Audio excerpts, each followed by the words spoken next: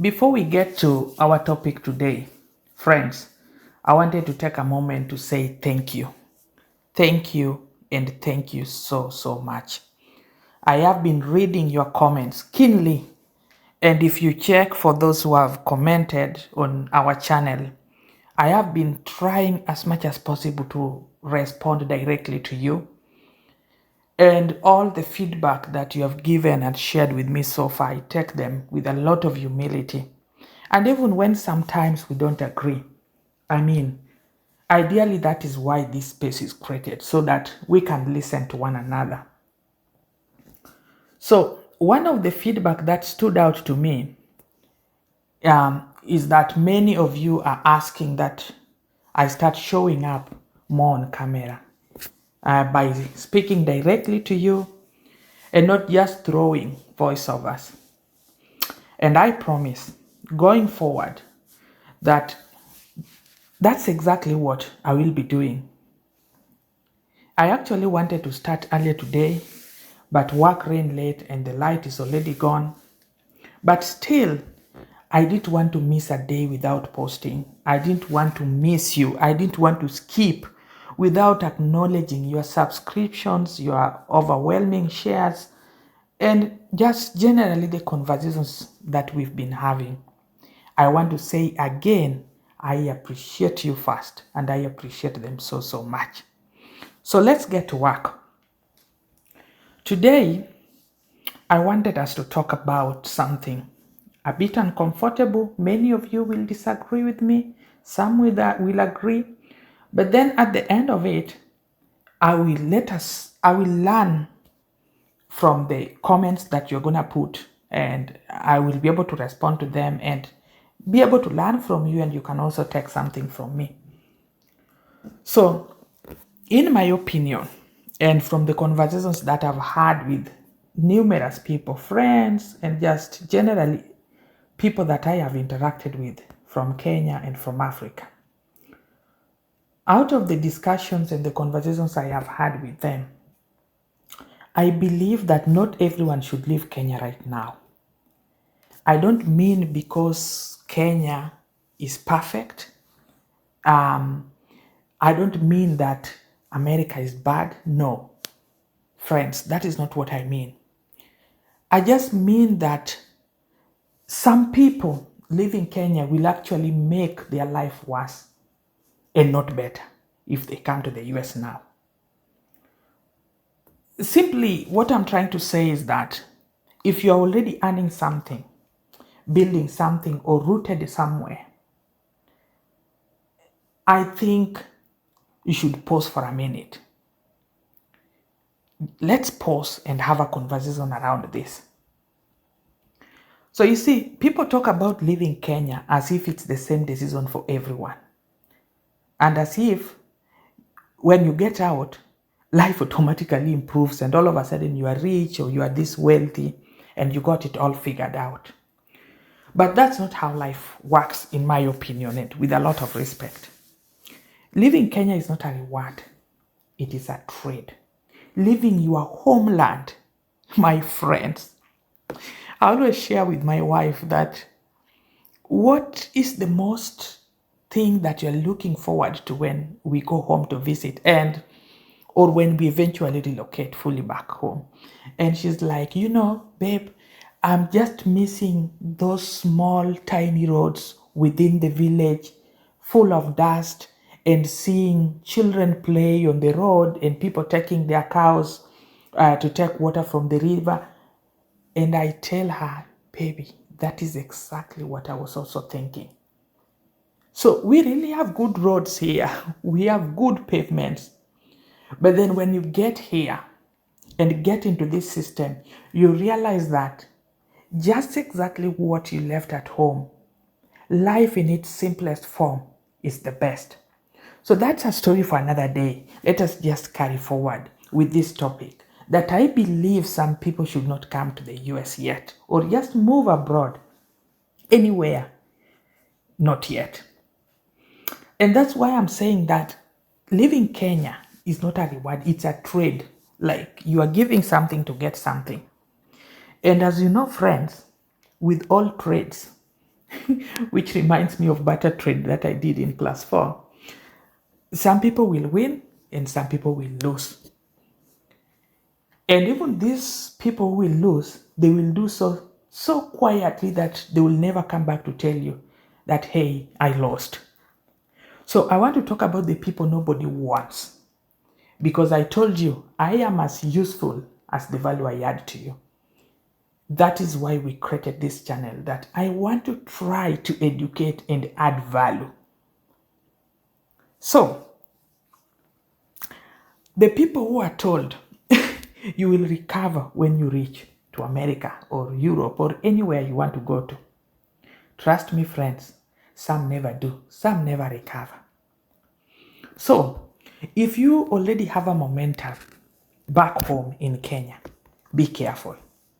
And I'm talking out of experience because when my wife and I decided to move and come to the US, I would say, and not boasting, we were fairly doing okay as per the Kenyan standards. So I'm trying to talk out of experience and not regret, just out of experience. So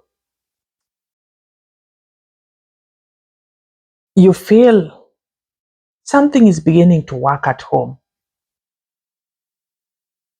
Please, I want you to take a moment and think about it. And I know a lot of you are waiting to hear, who are these people? Pascal is thinking, should wait just a little bit. Now, I'm talking about maybe your income is not big in Kenya. And I totally understand. I know what people earn and what they are getting because I've been in the corporate for some time. So if your income is not big, in quotes, but it is consistent, if maybe your business is not flashy, but it's growing, it's picking up, maybe you're farming and finally it's beginning to make sense to you, and maybe you are employed and you are so respected and adored where you are employed at, then you need to take a moment, take a pause and think about all these life-changing decisions that you want to make. Because what many people don't tell you is that when you leave, the momentum that you already have is going to reset to zero. And let's think about this, friends. You know, the skills that you've had, you're not going to transfer them. Sometimes you can, but in most cases, based on what I have observed, you won't transfer them. The status that you have at home, maybe you like being called Mr. Pascal, Mrs. So and so, Madam, you will not transfer that to the US when you move. The local networks that you built in Kenya or in Africa, you won't transfer that. So, what does that mean? It means you will not arrive ahead. You will arrive empty and you're going to start again. So some people leave Kenya when life is finally starting to move. And then they spend years, a lot of years, just trying to stand still.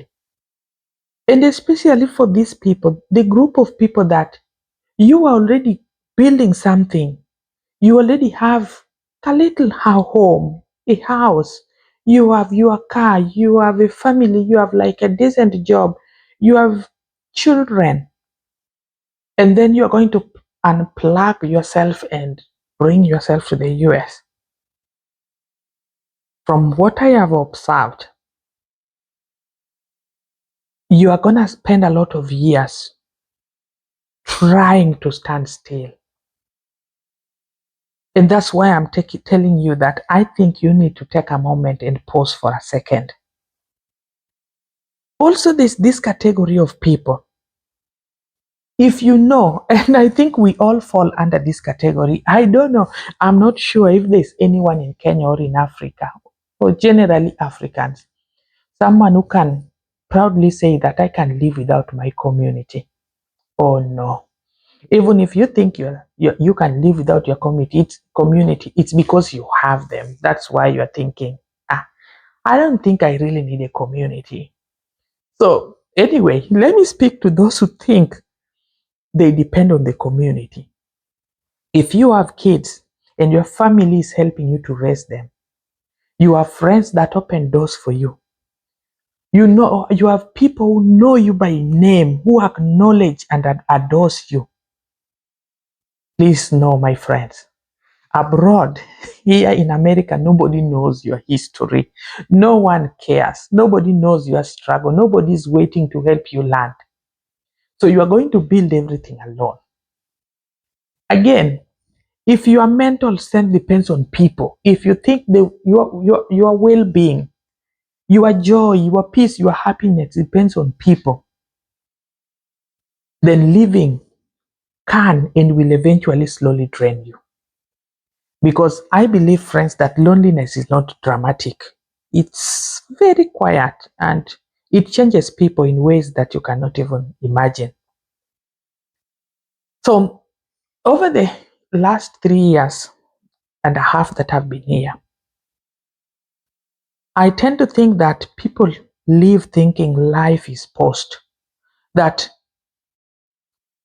right where I was, like when you leave Kenya, let's say you're having a good job, you have your car, you have your family, that I'm just going to pause, go to the US, sort out my papers, come back, build later, or if you are not married, come back, marry, and have kids later. But in my opinion, I feel that time doesn't pause. While you do all this, because all this requires time, time does not pause. You are continuing to age. Your parents are also aging if you are blessed to have them. Opportunities are also closing and narrowing down on you, and your energy and activeness also reduces. So, yes, as we said in the previous video, some people get the papers, but they get them too late. So, I don't find anyone who talks about this aspect. What about those who get their papers? So what after your papers? So what after that? So much time is spent. Assume that you came to the US when you are 30. Averagely takes you. And this is hypothetical. What if it takes you 10 years to get your papers? Is that when you begin to think about marrying, having kids, starting your career? Because all this while you've not been able to do that. So when you think about that, there's a famous phrase that I've heard a lot of people say, especially when they are moving, even some of my friends, that I think I will recover when I get there. For me, I can say this straight into the camera that what are you going to recover? Recover from what? Man, you have lost time. If you are not married or not having family, you definitely are going to do this way later in life. Your presence is missed. The peace is gone. So while, yes, you can recover financially, most of us will not recover emotionally. And that's where sometimes shame enters the picture. People stay longer than they should because going back feels like failure. And also staying, they are stuck. So if they stay, they are stuck, and it also comes with a cost. So friends, I believe some people should leave Kenya because some people do well abroad. Some people find opportunities and structures and growth abroad. And my channel isn't anti-migration. It's really just to help you clearly make a decision with your eyes open and with the necessary information you need. I mean, adequate information. So different people, different seasons, different costs. In my view, the problem is not living. The problem is when you choose to live blindly. So if you are in Kenya and things are hard, Pascal totally understands. Kenya is not easy. But if something is already working, even slowly, friends, think twice before you reset your life completely. Living should be strategic and not emotional. No pressure driven relocation. I remember one time we were in church in Nairobi, and during that season, we kept on seeing people going to the pulpit to be prayed for and laid hands on because they had gotten better opportunities abroad. And one day after church, my wife was asking me, "Babe, are we the only one being left in this church? Because everyone seems to be going abroad." And that was part of the generation of the genesis of us beginning to think maybe we also need to go abroad. But we were thinking about going abroad, but we were already doing fine. So that's what I'm referring to, that do not make decisions because of peer pressure. Every person is different and every season is different for everyone. So do not compare yourself with anyone. What I want you to think about, friends, if you live today, if you live Kenya today, what exactly are you giving up? As we said earlier, this is a matter of trade.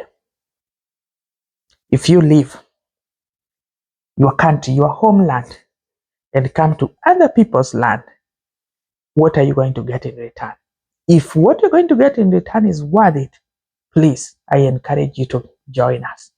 But if you think what you're going to get in return is not worth the sacrifice and the time and the emotion involved, please don't. That's it for today, friends.